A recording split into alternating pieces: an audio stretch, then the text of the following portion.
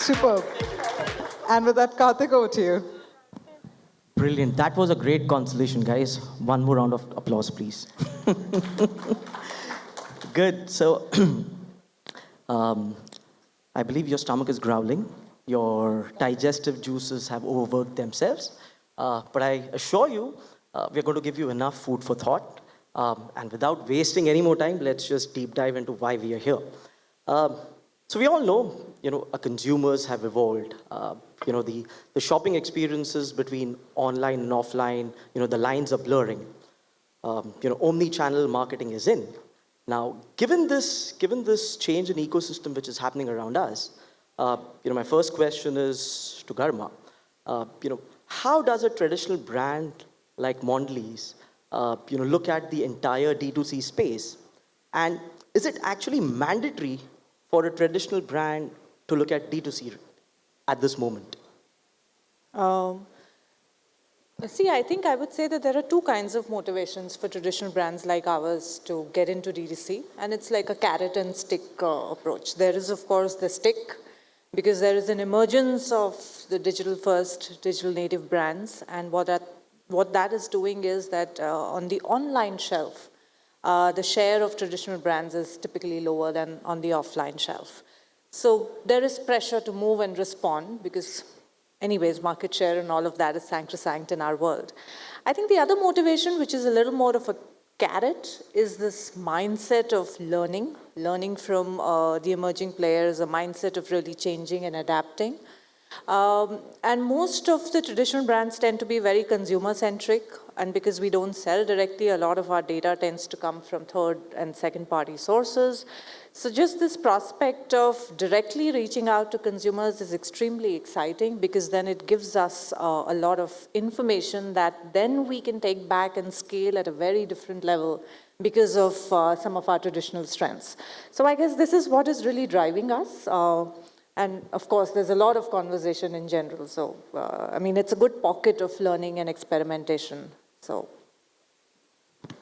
Wonderful. So I believe, Prachi, you guys have been pioneers in retail, and you've taken a few steps ahead in this journey. So share us your experiences. Why did you decide to, jump on the bandwagon, and where are you at this point in time? Um, I'll take some few words that the native brands actually spoke about just in the session before, and few from Garima as well. While we have been one of the forefront players in brick and mortar retail space, of course, the space that we were definitely missing out on being nimble-footed was the space that we were in digital. And for us, it was a transition from being a very traditional brand to being a upcoming aspirational brand. I'll talk about two primary brands here. While we look at FBB as one of multiple 1,000 crore brand, we have a brand called All With Us, which is again a brand which has been with us since the past 14 years. And looking at the niche customer base that we are looking at for it, we were actually not being extremely successful with this brand when we were just following one way of looking at the customers.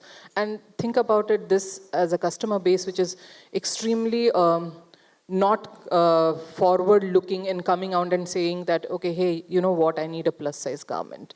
For us, it worked for all in a way that it did not work for us in FBB as a fashion brand. Currently, we have more than 10% of our sale coming from all online. And that too after 14 years of being out there. So for us, we have understood that there is, as you rightly mentioned, the lines are blurring so fast that there is no online, offline. It's not a choice anymore. We have to be there. This brings me to the next set of conversation. The path to purchase for today's consumers is very different. You start on one device, end it on the other. You probably browse online and go offline and shop. So given this scenario, how does a tech disruptor like Zeotap help these traditional brands understand data and make sense out of it, And how do you help them, automate the entire process so that they are more nimble-footed and they're able to take, actions faster than they normally would? Great question, Karthik. So I think the first pillar there is identity resolution, right? Being able to connect the dots across multiple channels and multiple platforms. And typically what we find is that most brands increasingly now tend to collect data, but it tends to sit in silos across the organization.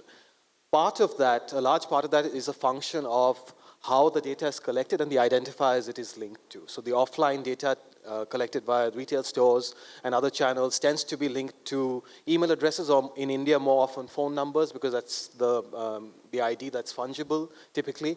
And then all the digital data, whether that's data collected from your website or your app or any of your marketing campaigns and such, is linked to digital identifiers, so device IDs and cookies.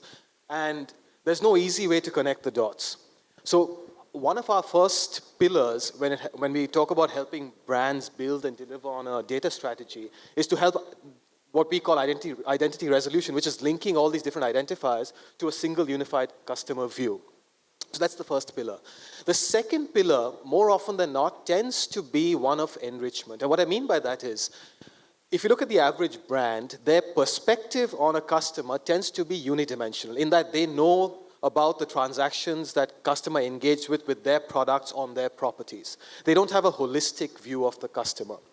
So what we look to do is aggregate data from multiple sources and fill in the gaps in the CRM or the DMP or whatever their internal data store might be. So if you have some transaction level data on the customers, we look to see how we can flesh those profiles out to have socio-demographic information, other signals from across their offline and online behavior, so you have a better understanding of those customers, which in turn helps you take better decisions, not just in terms of activation, in terms of pure advertising, but also increasingly in terms of pure analytics, propensity modeling, lookalikes, and those sorts of things. Wonderful, interesting perspective. So Subbu, you've been a consultant, you've been a custodian to some of the country's most iconic brands out of here. And with these new commerce businesses coming up, you suddenly start hearing terms as ROAS, sales impact, and so on and so forth. So how has your strategic planning and consulting changed, over the years? And do you see a change for, traditional brands that want to enter into the D2C space when you now consult them? Okay. Such a broad question.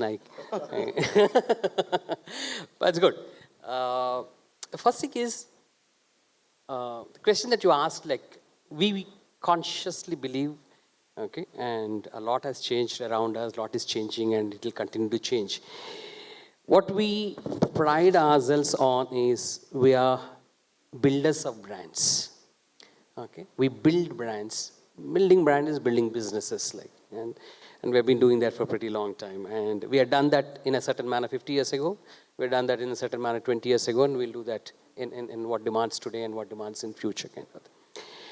Now, when you ask about the traditional brands moving into three aspects, I will talk about. Okay, one is because it's linked to something that you had mentioned to when Prajwal asked. See, in the first thing is, from a brand perspective, when I talk about the way we used to build brands and the way we believe in building brands now is very different. The conceptually I'm talking about. I'm not even getting into the execution part of it. In the previous session, I think Alak spoke about the purpose-led brand building. We are big believers and practitioners of purpose-led brand building. Now, when I look at it, is what we classically used to call it the positioning of the brand. Now I say, what is the purpose of the brand? Now, the question that you asked to him about path to purchase, now I'll say, path to purpose. In that's the shift. That's one shift. In the path to purpose, okay? And now you start looking at it as, its brand is not for me. When I was doing positioning, it's another economic unit of transaction. Today, I look at it as a platform idea. It's a platform idea.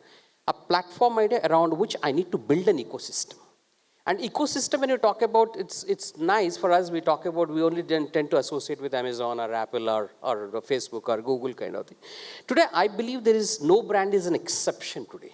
Okay? No brand. Okay, you might be selling tooth powder on the road or whatever it is kind of thing. Even you need to believe in Like, I need to build, how do I build an ecosystem? What I mean is, like, again, we keep talking about data. Data is the biggest weapon.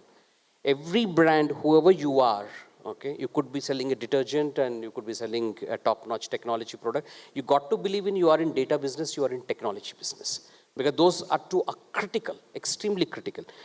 And when I do that, and what it does is like, then when I go to D2C, what it allows me is, like, as I said, data is the biggest weapon. Now I give myself a better chance of reaching out to the consumer, not necessarily only in terms of, like, we keep talking about, okay, fine, I can create a price advantage, or I have better access. To me, again, it goes back to, like, I'll have better access to data, better understanding of him. If I have better understanding of him and understanding of his own ecosystem, I have greater chances of creating those distinct offerings, which I wasn't having the chance of doing earlier. Probably that gives me a greater opportunity. And that's the journey, I would say. Like, Wonderful, wonderful. So very interesting point. You spoke about data, you spoke about technology. Now, because you are working on a D2C model and you're engaging with the customers literally on a one-to-one basis, is it, is it right to say that, a D2C brand can build better customer loyalty or better brand loyalty and brand advocacy compared to the traditional model? And essentially, this question is, I would love all the three of you to, to address it and say that, is that what essentially the biggest thing is going to be, for D2C brands? Because there's so much of data available, which is not on a third-party store, which is resting with you. Yeah, let me answer that. When you talk about brand loyalty, to me, okay, fine. And we know the battles that we are facing on brands currently. Like, people feel there is no distinction between one brand and the other. They're all the same. Okay, once upon a time, at least we used to have, like, when I say somebody is number one in the market, there was a distinct gap. Is number one because of this, and then there's number two, number three. Today, number 10 can come and knock off number one in no time. Like, you got a smart idea. What it does is, okay, when I have access to data, when I understand my consumer in a far engaging manner, it gives me what I would say is create a lot more value, and I would say, like, if consistent value. If I can get that value loyalty first, automatically as a byproduct, I will get the brand loyalty. Okay, it allows me definitely a greater chance and greater opportunity to keep giving him the value that he needs, which is distinct from, say, a mass kind of offering that is given to anybody. Got it. Prachi, your views? So, I'll agree with some and I disagree with some. Of course, coming from a brick and mortar space and also now tasting the other side of the success as well, my response to this is loyalty at this point of time, brand loyalty is a little far-fetched idea as an idea. So I agree with that. Anyone can knock off anyone. So for example, at this point of time, the space that we are operating at as a baby, there are 3 brands out there which are more or less operating at the same space and at the same turnover. But definitely, when I look at a smaller brand like All, we are far more reactive or proactive to situations, and it gives us a lot of loyalty from the perspective that that digital, from a digital point of view, where we have influencers who actually spread such positive word of mouth where we are operating with them, it just gives us a lot of brand loyalty from that space. However, on the other side, as I had mentioned to you earlier also, we were the first ones who started the loyalty club from Big Bazaar and Fashion at Big Bazaar.